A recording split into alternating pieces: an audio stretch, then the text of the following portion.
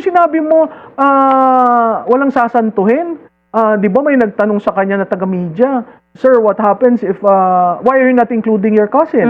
Ang sabi niya, "There is no evidence." You're looking for evidence? Look at the evidence.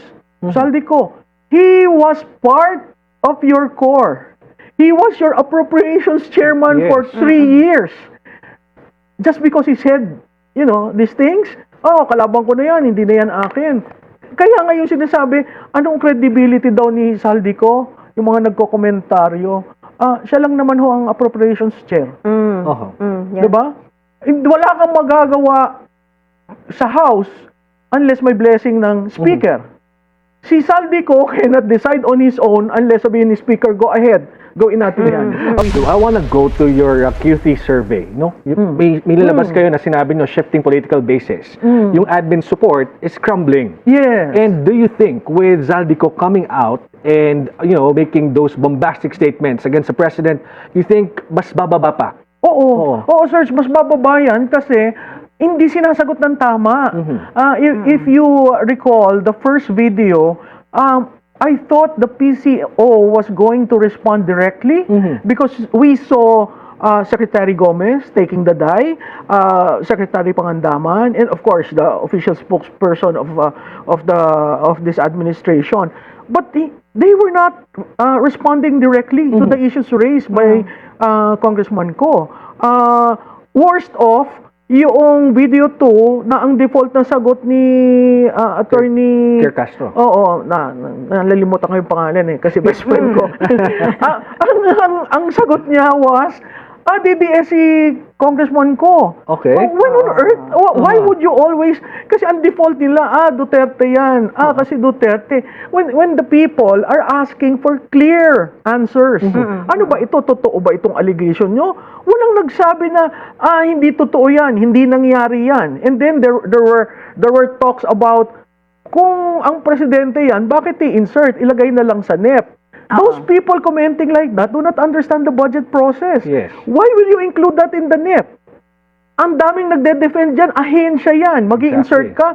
And people should understand that the president was a former congressman, a former senator. He knew the system. Correct. He knew bakit si Congressman Ko, chairman siya ng appropriations. Napakadaling mag-insert at the congressional level.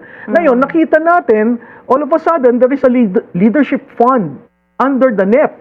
Ngayon lang natin na-discover yan.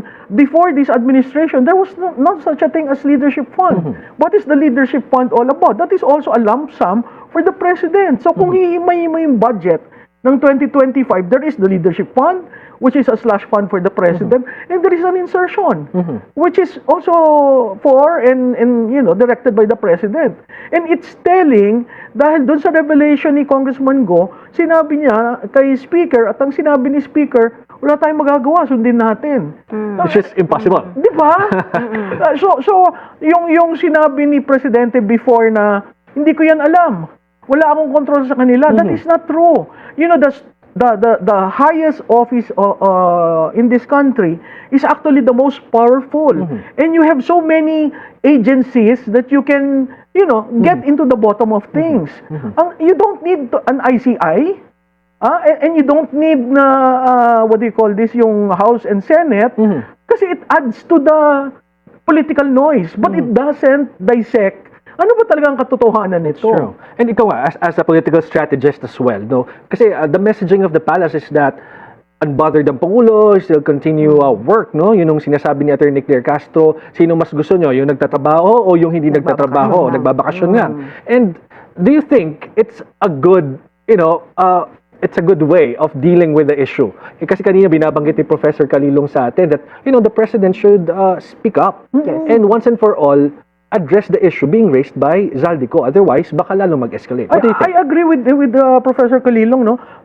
It's time that he comes up with a national address. This president has not done a national address. He has done probably yung Q&A. He has done probably yung what he did as an update of the flood control projects. But he has not been forthright with the Filipinos. Utang mo yung mandato mo sa amin. Dapat lang mag-explain ka.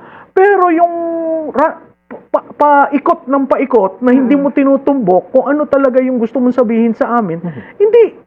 Nakakalungkot kasi taxes natin eh. Right. Kung hindi natin taxes yan, at donation ng isang napakamayamang dambuhalang negosyante, okay lang. Pero taxes natin, ng mayaman at ng mahirap. Bakit? Ang mahirap nagbabayad ng VAT. Ang mayaman nagbabayad ng income tax. So pag ginadar mo lahat itong tax or revenues, it's essentially coming from Juan de la Cruz, the blood, sweat, and tears of all Filipinos. Shouldn't you be forthright and tell the people, what's going on? Am I really involved? Do I know this? This is what I'm going to do. Kaya nga yung suggestion na ibuksan nyo na yung papeles. Oo. The paper trail is with them. The money trail is with them. Why don't you bring out the small committee report? Why Yes. don't you bring out the bicameral report? Why don't you reveal the insertions being made? Si Congressman Chanco has already stated, di ba? Yes. Ang nakikita natin when you look at it, parang, pinatatakam nyo lang kami. And yet, parang insulto sa Pilipino. Kasi tayo, alam na natin hindi tayo, sa tingin ko, yung shock kay Saldico, shock dahil, kasamahan nila, nagsalita na. Pero yung content-wise, alam na ng mga Pilipino Alam nila na may nabulsang pondo, may yumaman. Bakit? Yung mga nasa posisyon kasi, ang behavior, ay ganun na lang. Talagang you have to, present your best self with all the jewelries and all the pomposity of the position that sometimes people would say, dyan ba napunta yung pera namin? Sa alahas nyo, sa relo nyo, sa sasakyan Exactly. nyo? Diba? And that is why the anger is there. And the anger is cross-sectional. In terms of demographics, ang bata galit, ang professional galit, ang mga senior citizens galit. O bakit? O yung PhilHealth, kinuha. Ibabalik daw. O, naibalik Nakukonect ba? nila, di ba? Oo. Nakukonect nila, Kasi nare-relate nila. servisyo di ba? Oo. Tapos yung baha. Wala namang nagsasalba sa atin pag nabaha ang bahay natin. Tayo ang naglilinis, tayo ang bibili uli, tayo ang titindig uli. Si gobyerno, anong ginawa? Nagbigay ng 5,000? 10,000? Seriously? Samantalang yung aling-galing sa Imbornal na lumabas? Oo, ang laki. Magkano? I think she got 80, 50? 75, 80, yeah. Oo, 80,000. So, when you compare things, sandali lang. Kung ako si Juan de la Cruz, bakit niyo trinatrato akong ganito? So, yung galit nandun kasi ang gusto lang naman ni Juan de la Cruz, patas na laban Oo. Diba? But sa tingin mo, magtutuloy-tuloy siya. Yung fatigue, partner, no? Kasi nung pinag-uusapan, baka, it's been going on. Ang Yeah. tagal na. Walang nangyayari. So baka later on, yung rage ng public, baka unti-unti lang din mawawala. Baka umabot tayo sa point like in other countries. Diba? Medyo violent na yung mga Ayan, ng tao. those two are possible scenarios. One is, ayoko na, sawan-sawan ako, or, wala naman nangyayari, sandali lang, susugod na ako. And really, Actually, may mga nakikita na nga tayo, Prof, na sumusugod. Oo, diba? Yeah, Yung Office of the Ombudsman. Oo, right? at saka yung labanan dun sa recto yata. Ayala Bridge and Oo, Recto. yeah, di ba? So, wag mo nang, ako ang appeal ko sa Pangulo, wag mo nang paabutin. Dun sa level na ganun.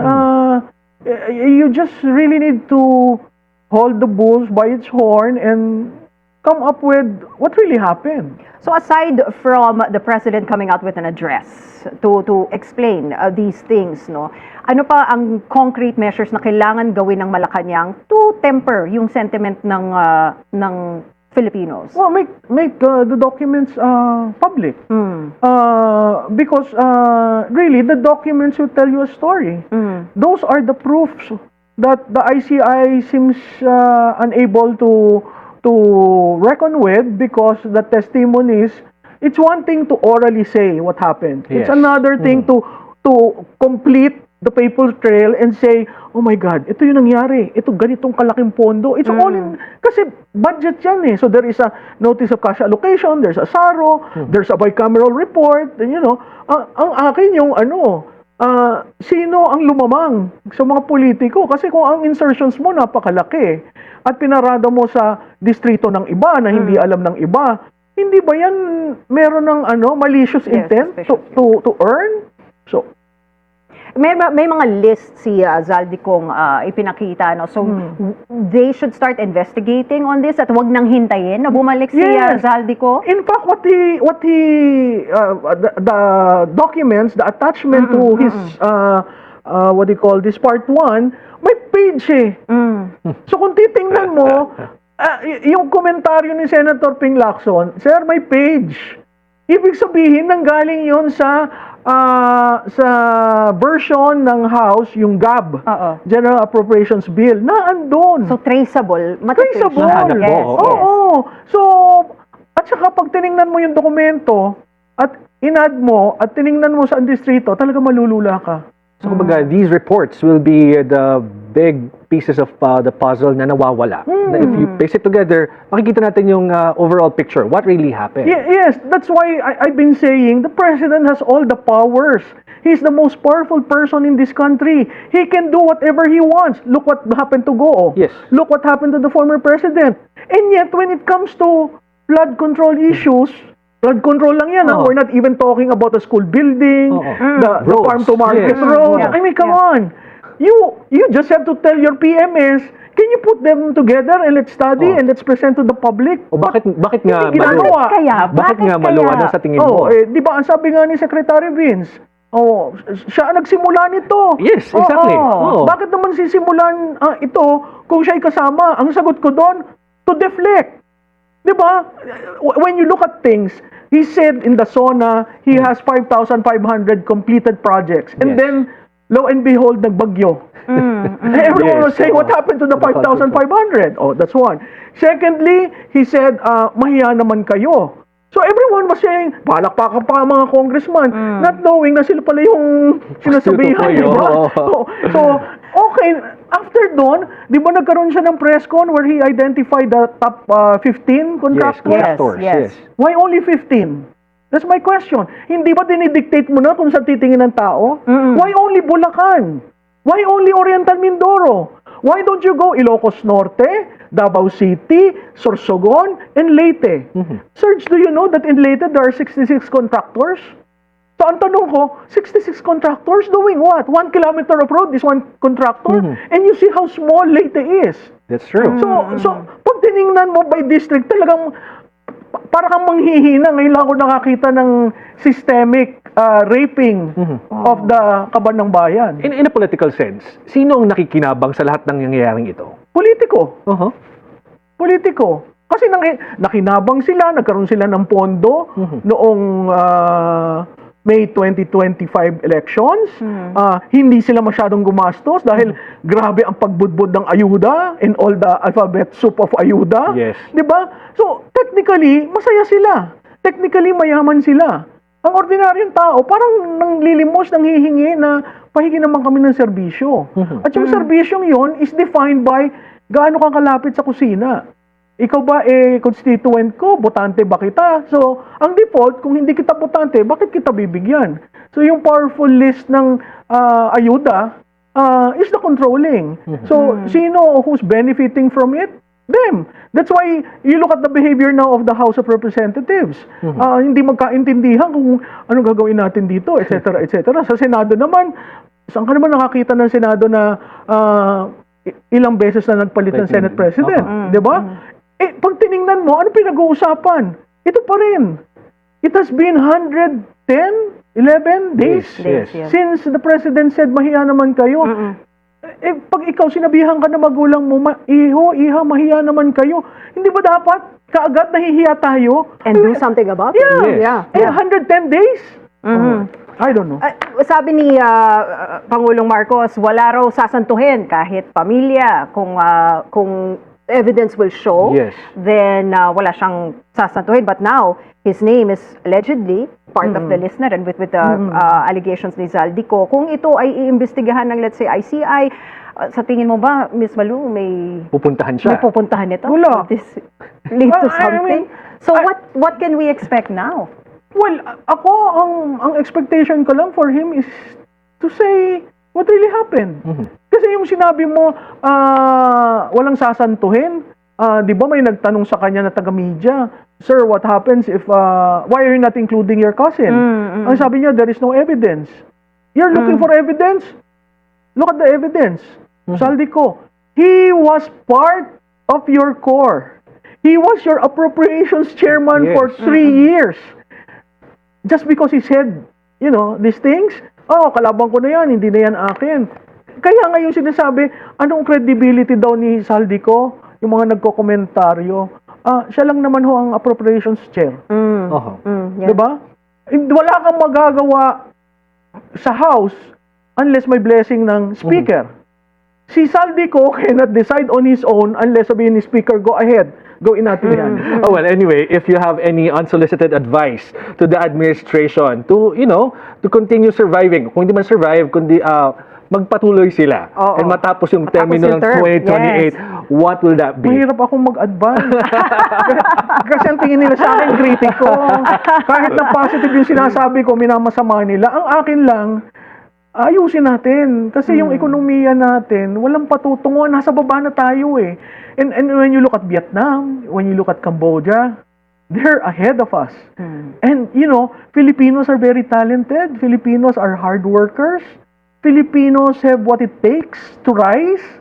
Unfortunately, our politics has a way of dampening those things. And when it's already the economy that is being affected, lahat tayo affected. Mahiya naman kayo. Oo, kayo ang mahiya. Alright. Thank you very much, Malu, for